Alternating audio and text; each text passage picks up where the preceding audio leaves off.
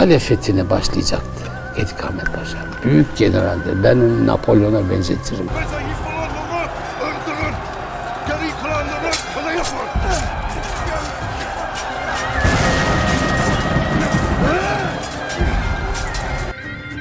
Büyük komutan Gedik Ahmet Paşa. Bendeniz Gedik Ahmet kulunuz şehzadem. Bazı kahramanlar vardır ki, tarih kitapları onların zaferlerini altın harflerle yazarken, sinema dünyası onları kendi algısına göre bambaşka bir boyutta baştan yaratır. Hele ki Avrupa'nın kalbine korku salan, İtalya sahillerine sancağı diken bir Osmanlı paşasıysanız, Batı'nın sizi bir canavar gibi göstermesi kaçınılmazdır. Hocaların hocası Halil İnalcık'ın da dediği gibi büyük bir komutan olan Gedik Ahmet Paşa, dünya televizyonlarında iki tamamen zıt karakter olarak karşımıza çıktı. Bir tarafta Rönesans İtalya'sının kabusu, diğer tarafta ise Cihan İmparatorluğu'nun en kudretli veziri. Gelin Türk tarihinde bir efsane olan Gedik Ahmet Paşa'nın yabancıların ve bizim gözümüzden nasıl anlatıldığına yakından bakalım. İlk olarak Batı'nın gözünden tarihi gerçekliği fantastik bir korku masalına çeviren o meşhur yabancı yapım var. Otranto baskınında Avrupa'nın o dönemki Türk korkusunu yansıtmak uğruna Gedik Ahmet Paşa'yı adeta acımasız bir canavar, tek boyutlu bir kötü adam ve karanlık bir lord gibi tasvir eden dizi Da Vinci's Demons. Da Vinci's Demons'da Gedik Ahmet Paşa Osmanlı ordusuyla birlikte Otranto'yu kuşatmış ve şehri çok zorlanmadan fethetmiştir. Hatta miğferiyle, heybetli zırhıyla ve kuşatma toplarının açtığı gedikten ağır adımlarla kaleye giriş yaptığı sahne dizinin en akılda kalan anlarından biridir. Kılıcını omzuna alarak yıkılan surların arasından yürüdüğü o sekans, aslında yapımcıların bile onun ne kadar büyük bir komutan olduğunu göstermek istediğinin bir kanıtı gibidir. Daha öncesinde Osmanlı ordusunu küçümseyen kale komutanının Gedik Ahmet Paşa karşısında çaresiz kalması ve ardından yaşanan gelişmeler de bu algıyı güçlendirir. Hatta dizinin merkezindeki karakterler olan Leonardo da Vinci ve arkadaşları bile kaleyi terk etmek zorunda kalır ve sonunda beklenen sonuç gerçekleşir, Osmanlı ordusu Otranto'yu fetheder. İşin ilginç tarafı ise tam burada başlıyor.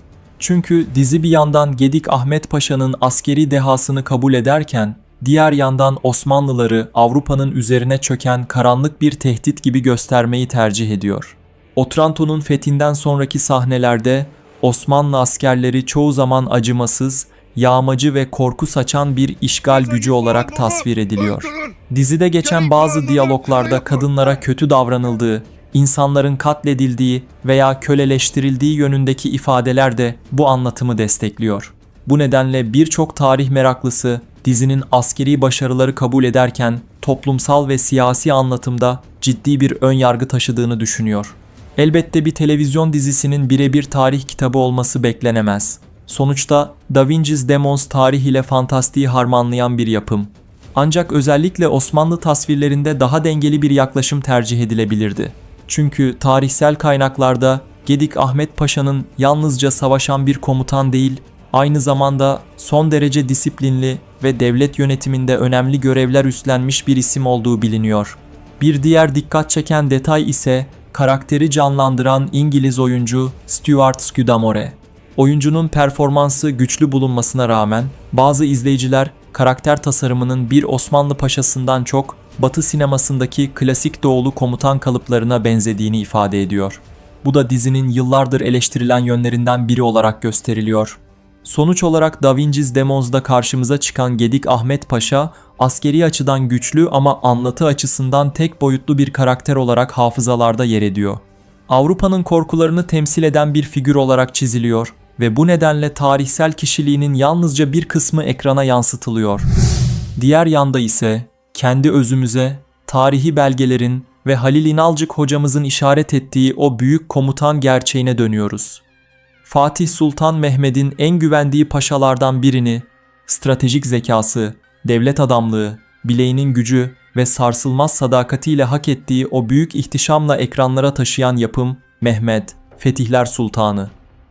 Mehmet, Fetihler Sultanı dizisinde karşımıza çıkan Gedik Ahmet Paşa ise yalnızca savaş meydanlarında kılıç sallayan bir komutan olarak değil, devlet mekanizmasının içinde yükselen çok yönlü bir devlet adamı olarak anlatılıyor. Dizide bu karaktere İsmail Demirci hayat veriyor ve ilk ortaya çıktığı andan itibaren dikkat çekmeyi başarıyor.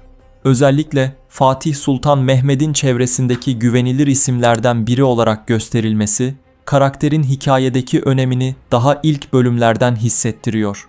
Şu anki hikaye akışına baktığımızda, Gedik Ahmet Paşa henüz kariyerinin zirvesine ulaşmış değil.